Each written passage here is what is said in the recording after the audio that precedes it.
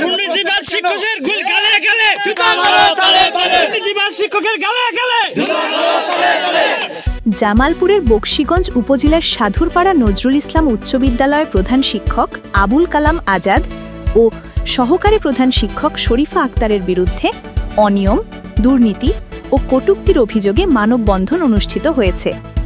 রবিবার 28 সেপ্টেম্বর সকালে সাধুরপাড়া মোল্লাবাড়ি এলাকায় সর্বস্তরের জনসাধারণের অংশগ্রহণে এই মানববন্ধন অনুষ্ঠিত হয়। স্থানীয়রা জানান, ওই দুই শিক্ষক দীর্ঘদিন ধরে নানা ধরনের দুর্নীতি, স্বেচ্ছাচারিতা ও অসদাচরণে জড়িত। এরই ধারাবাহিকতায় তারা সম্প্রতি সাধুরপাড়া মোল্লাবাড়ির পারিবারিক কবরস্থান ও এলাকার সম্মানিত ব্যক্তিবর্গদের নিয়ে বাজে মন্তব্য করেন। এতে এলাকাবাসীর ধর্মীয় অনুভূতি ও সামাজিক মর্যাদা মারাত্মকভাবে ক্ষুণ্ণ হয়। মানববন্ধনে বক্তারা অভিযোগ করেন, প্রধান শিক্ষক আবুল কালাম আজাদ ও সহকারী প্রধান শিক্ষক শরীফা আক্তার শিক্ষকতার মতো মহৎ পেশাকে অসম্মানিত করেছেন। তাদের কথাবার্তা ও আচরণে শিক্ষক সমাজের মর্যাদা প্রশ্নবিদ্ধ হচ্ছে। এ সময় বক্তারা অবিলম্বে তদন্ত সাপেক্ষে দোষীদের বিরুদ্ধে শাস্তিমূলক ব্যবস্থা নেওয়ার দাবি জানান।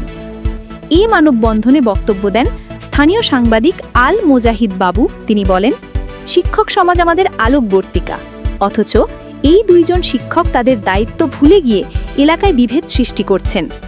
এমনকি কবরস্থান ও সম্মানী ব্যক্তিবর্গদের নিয়ে কটূক্তি করে তারা জনসাধারণের হৃদয়ে আঘাত করেছেন।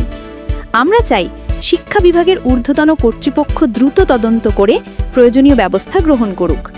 এ সময় এলাকার প্রবীণ, তরুণ, যুবক সহ বিভিন্ন শ্রেণী পেশার মানুষ মানববন্ধনে অংশ নেন। সবাই আমার সালাম নেবেন।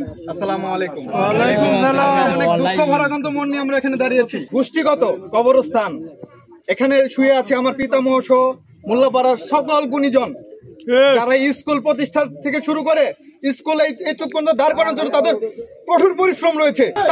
তারা যেখানে শুয়ে আছে সেখানে শিক্ষকতা করে তাদের বিরুদ্ধে বলতেছে স্কুলের মাঠে জমি দখল করে আমি অবস্থান করেছি।